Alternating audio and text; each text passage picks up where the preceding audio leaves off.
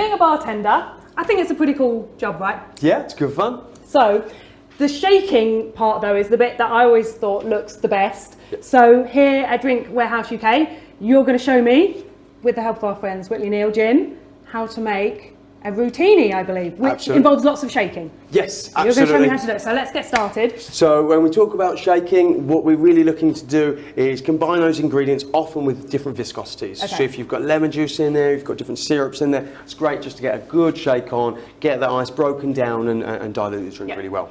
So, but I'm going to quickly show you the basic techniques. You want to get your tin on top, slap it down, and a big push. Okay. You see what I'm doing here? Back, forth, back, forth. Yeah. So what I'm trying to do there is repeat that regular motion of breaking away. Moving it too much, you know, there's a Japanese hard shake, it's a 5-point shake, it's madness. No idea how to do it, honestly. Real pro thing, but really you're looking for that repeat movement back and forth. Okay. And the big kind of hitting it really hard. Ooh! Nice work. Is that how does that help? Just to make sure you don't get any, you don't throw juice everywhere. Absolutely. I've spent many a shift covered in juice, so the slap is becoming an essential move. Okay, right. Do I do a practice shake before you allow me to put some alcohol in here? Absolutely. Go ahead. I struggle not to put my whole body in. That's it. Show everyone how much you love that. I think I've blown my eardrums, but yeah, no, as long as the cocktail tastes good, and that's what matters. So what I always say is, just for when you're making it at home, you want to try not to do exactly what we're just doing here, because you break down the ice. You want that ice as big as possible. You know when you see a nice short drink, maybe the Negroni or an old fashioned, it's got a big cube of ice in it, because that has the most smallest amount of surface area, and therefore it's going to melt less quick. Okay, yeah. So where we're breaking this down, we're actually encouraging that melt point, and actually meaning we have less control over our dilution. So just for when you're making it at home, make sure if you're going to shake it once and get it out of the drink. Okay, that's a good tip, because I would always assume the more you shake it the better, but no, just sharp, get it done, move on, enjoy your cocktail. So what we're going to listen out for is when you hear that dun, dun, dun, dun, dun, turn into a crack. As soon as you hear that crack and you hear the shaves move, you've lost control over the dilution. That's at the point where you need to get that liquid out and allow any dilution or any of the water that's in there to do its work. Okay, definitely. So it's definitely an art, this cocktail making. So let's start adding the all-important alcohol that we go into this. We're making a Rhutini. We are indeed. So you want to start with 50 ml of the Whitley Neal rhubarb and ginger. So this is the rhubarb and ginger, one of many flavours.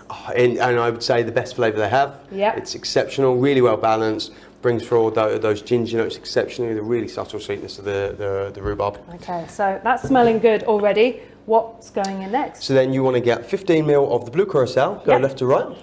It's made with curacao oranges. 15 ml? Yes, please. Okay, so we're going for just by that line in there. Perfect. Okay, good bit of colour. Always like. And if you're making the non-alcoholic version, of course you can get the non-alcoholic rhubarb and ginger spirit from Whitley Neal, and you can use blue curacao syrup. Brilliant. So good for Christmas, maybe dry January, or generally if we're trying to be a bit healthier and getting into the dry season. I think you need to take it a bit easy. I think it's a great option. Always good. Okay, and then the other elements here. So we go same measure on the grenadine. Okay.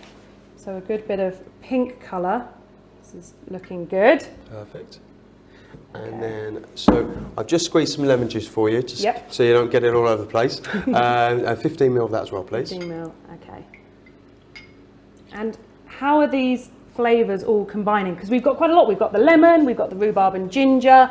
I imagine that's going to make quite an interesting, kind of exciting rich mix. So I think for sure the orange and the ginger come together really, really well. They harmonise it exceptionally. Then when you've got those red berry notes from the grenadine with the rhubarb, it kind of almost gives it a slightly longer mouth, a wider mouthfeel. Really tasty. It gives a lighter sweetness than you traditionally get in a berry sweetness. Okay. So it all comes together really well. And the final ingredient we're going to put in there, same measure for the egg white syrup. Okay. Now you can use Miraculous Foamer or one of the various foamers that are on the market. You can use Aquafaba, which is chickpea juice, which I'll be honest, it's not my favourite. It does smell a bit, but then Giffard have brought out a fantastic egg white syrup, so it you're not going through so many eggs. Yep. But this actually is an emulsifier, brings the sugars out of the lemon, and it gives you that white foam that everyone loves on Instagram. That nice kind of, and it's that creamy kind of taste is how that cuts through the lemon, texture, which is really good. Yeah.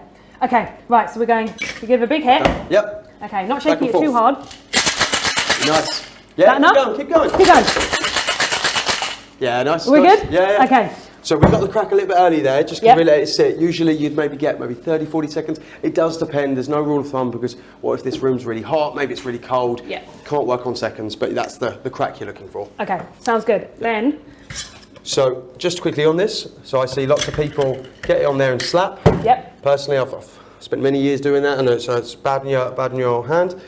I always put my fingers under the tin, push that down, and it rolls away. Okay, yep. All yours, so all good. strainer. Okay, and this is going into, we're going into this one. Get a fancy glass. Yeah, indeed. All right. Here's one I have. Go some Rhutini. Okay. Pouring in. Oh, nice work. That colour. Okay. Beautiful stuff. So what I'm going to do for you, so you see here, we haven't really got any head. Beautiful colour, but we've got his head. So I'm going to take away that liquid, put it back in your tin, and we're just going to get some fresh ice. We get some fresh ice in that tin. Yep.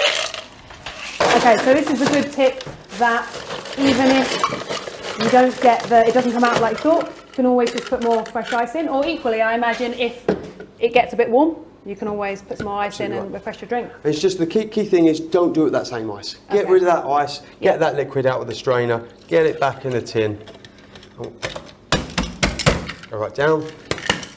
And when you get a big, rigorous shake, and a wet face. That's why you always got to check. Yeah. I think I heard the crack. Yeah, that was good.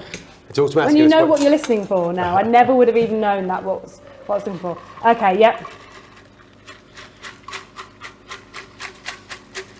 So I'd say the egg white syrup doesn't come out as foamy as a natural egg white. Yeah. It's tough because I want to make great vegan drinks. But the egg white really is king. It's the best way of doing it. You've got a slight foam here. It does dissipate a little bit. If you can get a foamer or an egg white, it's perfect. Okay. Good There's stuff. your drink. Okay, let's give this a try.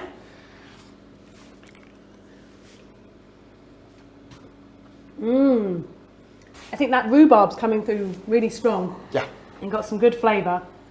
How would you kind of describe this mix of different flavours? Do you know, I think actually the grenadine and the blue curacao actually balance really nicely. It gives those like berry notes to it. You know, the ginger actually falls off a little bit, it becomes a bit subtle, but it does complement the orange. But I think the berry notes of the grenadine and the rhubarb really just the forward flavours in that for me. Yeah, absolutely. Tastes great and a great kind of different drink for any time really. So, absolutely. Cheers. Cheers.